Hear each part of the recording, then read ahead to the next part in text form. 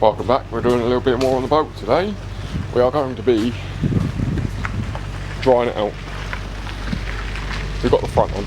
Now I can paint it inside in the front. Paint it, batten it, and then move all the stuff that's in the back to the front. And we can start destroying the back to remake the back. Lovely little space heater. Blowing up the place.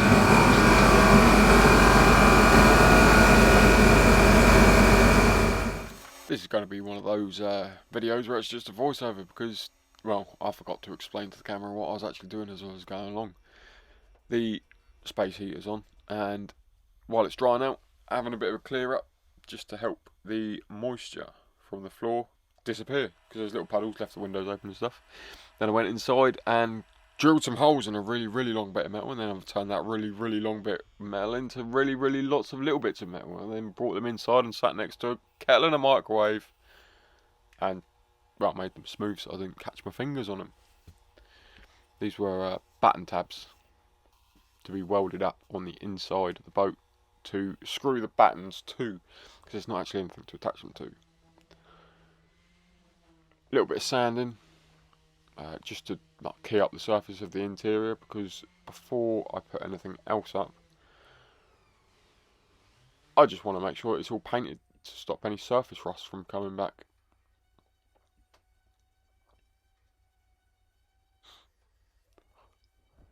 Got pretty dusty, so I thought I might employ some health and safety here and turn my shirt into a mask.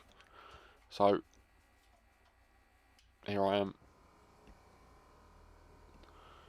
whacking some paint in a tray and then smashing up some walls. It's really not a tidy paint job, but nobody's ever going to see it unless they take the boat apart. This is literally just a grey primer to, like I just said, just to stop any surface rust from coming back between the walls and any cavities, any moisture that may form. There I am pouring paint again like a posh bartender, and then just slinging it up the walls.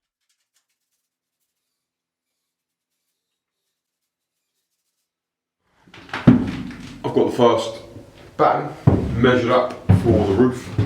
Let me shut this door.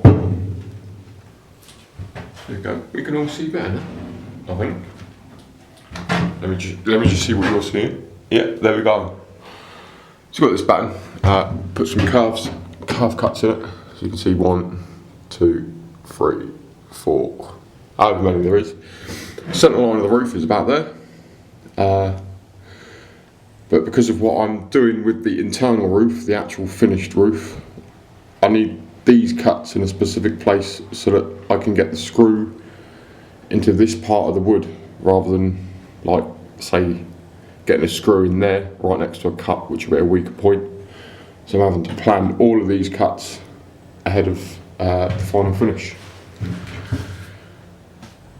So it is taking a little bit of brain power, so a little bit slow, but once you've done the first one, it's pretty much just a case of rinse and repeat all the way along, or until the end of this room.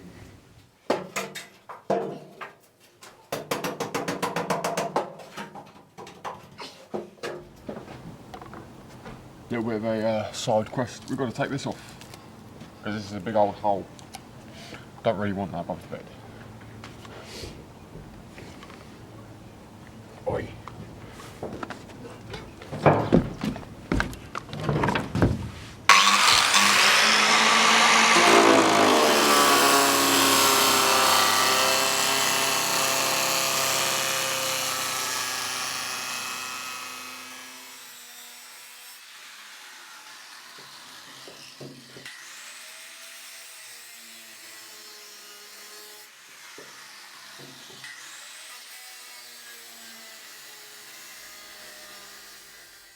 I cut the 3 sides from the outside, but then because of the grab rail on the roof, I couldn't quite get the grinder in between the chimney and the rail, so I had to come inside and do the final cut. I then tidied up the edges of the cut, just to make sure that there weren't any sharp bits on the cut out plate, and welded it in. The plate sits flush with the roof. this is one of the first bits of welding that I've ever done. So if you're looking at it, or looking at this video thinking he don't know what he's doing, you'll be right. I do not have a clue.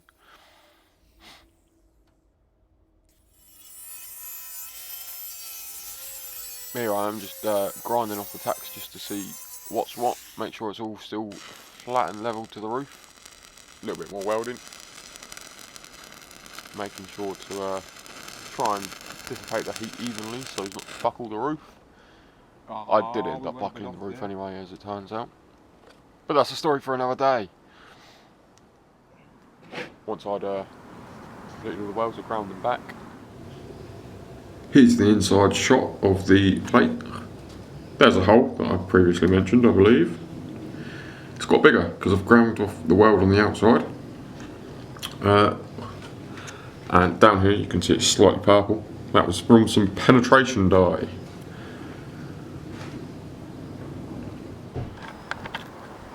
I've just given it another weld up on the roof.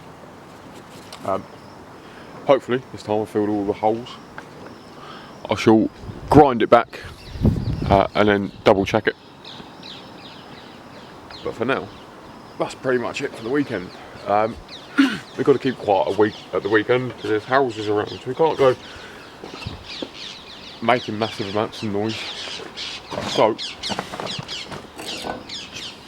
until Monday, that's pretty much it. And